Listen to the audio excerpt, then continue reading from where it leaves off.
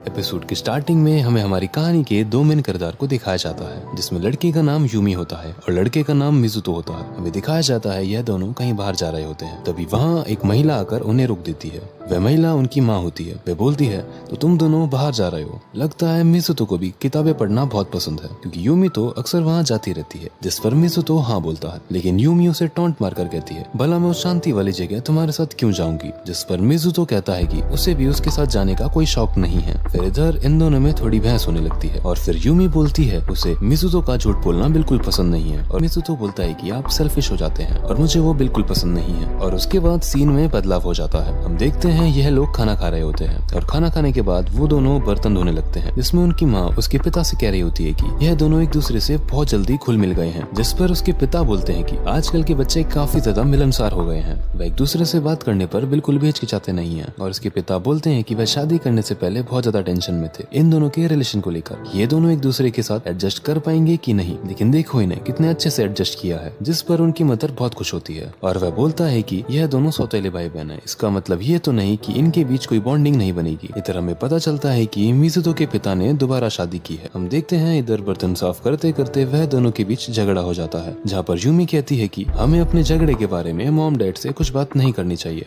जिस पर मिजुतो उसे टॉन्ट मारकर बोलता है कि तुम यह सब बोलकर क्या खुद को महान दिखाना चाहती हो। जिस पर यूमी बोलती है कि वह हमेशा से ऐसी ही है और अगर इस चीज से उसे कोई दिक्कत होती है तो वो उसका कंसर्न नहीं है। सीन चेंज होता है। मिजुतो को उसकी स्टडी रूम में दिखाते हैं, जहाँ पर वह किताब पढ़ रहा होता है। तभी वहाँ पर यूमी आ जाती है और वह उसे बोलती है कि मिजुतो तुम आज के बाद मेरे नाम से मुझे नहीं बुलाओगे। जिस पर मिजुतो काफी ज्यादा शॉक हो जाता है। जिस पर यूमी कहती है कि वह उसको बड़ी बहन बुलाएगा और वह उसे बताता है कि उम्र में वह उससे बड़ा है, तो इसके हिसाब से तुम्हें मुझे बड़ा भाई बुलाना चाहिए। अब यहाँ पर इन दोनों के बीच में बहुत ज्यादा बहस होने लगती है। फिर यूमी अपना पॉइंट रखती है और बोलती है कि तुम्हारी याददाश्त के लिए मैं बता दूं कि हम दोनों का जन्मदिन 3 नवंबर को एक ही दिन पर आता है, लेकिन हमारी टाइमिंग अलग है। तभी मिजुतो बोलता है जापान के कैलेंडर के हिसाब से जिसकी टाइमिंग थोड़ी लेट होती है वह बड़ा होता है। जिस पर यूमी बोलती है कि वह जुड़वा बच्चे के केस में होता है और हम दोनों जुड़वा नहीं है। उसके बाद उन दोनों में बहस और ज्यादा शुरू हो जाती है। फिर वह दोनों लोग एक पॉइंट पर पहुंचते हैं, जहाँ यूमी कहती है कि वह एक गेम खेलेंगे जिसमें वह भाई बहन की तरह रहने की कोशिश करेंगे। वह बताती है कि उनका यह गेम माता पिता के ना होने के बाद भी जारी रहेगा, ताकि वह सिबलिंग की तरह रहना सीख सकें। और इस चीज पर मिजुतो एग्री कर जाता है और फिर वो बोलती है कि जो भी यह गेम हारेगा वह फिर छोटा भाई या बहन बनेगा। इस शर्त पर मिजुतो फिर से एग्री कर जाता है और उसके थोड़ी देर बाद यूमी उसको इरिटेट करने के लिए उसका सामान टच करने लगती है, इसलिए कि वह गेम हार जाए, और उसकी किताबों को टच करने लगती है और उसे बोलता है कि तुम मेरी किताबों को मत टच करो। जिस पर यूमी बोलती है कि सिबलिंग ऐसे ही रहते हैं। और तभी हम देखते हैं कि यूमी ड्रॉर की तरफ बढ़ रही होती है, जिसमें मिजुतो का कुछ पर्सनल सामान रखा होता है। वह नहीं चाहता कि कोई उसे देखे, इसलिए वह जाकर यूमी को सॉरी बोलता है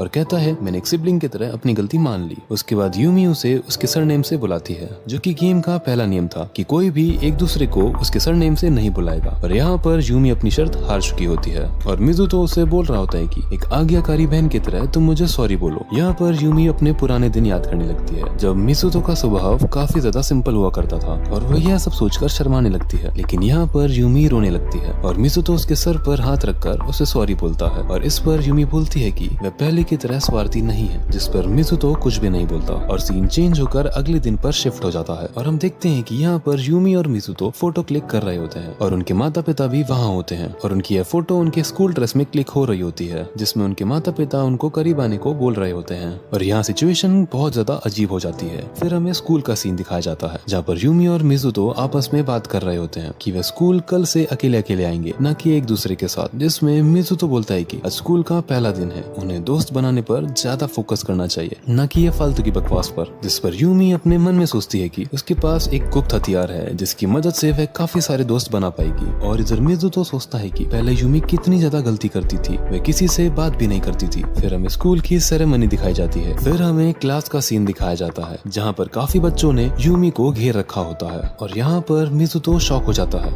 इसके जैसी इंट्रोवर्ट लड़की के इतने सारे दोस्त एक दिन में कैसे बन सकते हैं। जिसमें उसको याद आता है कि इस साल का प्रतिनिधि यूमी थी, क्योंकि उसके मार्क्स उससे बहुत ज्यादा थे, क्योंकि यूमी जैसी लड़की के भी नंबर उससे ज्यादा आए, ऐसा कैसे हो सकता है। यह सारी चीजें मिजुतो सोच रहा होता है। तभी उसकी क्लास के 2 लड़के आते हैं और उसे पूछते हैं कि मिजुतो क्या सच में यूमी तुम्हारी स्टेप सिबलिंग है। यहाँ पर मिजुतो कुछ जवाब नहीं देता और वह सीधा वॉशरूम में चले जाता है। वह सोच रहा होता है कि क्या सच में यूमी यह सारी बातें डिस्क्लोज कर रही है और वो स्कूल में सबको बता देगी कि वो मेरी स्टेप सिबलिंग है। तभी वहाँ पर वो दोनों लड़के भी आ जाते हैं, जहाँ पर वो दोनों कह रहे होते हैं कि सब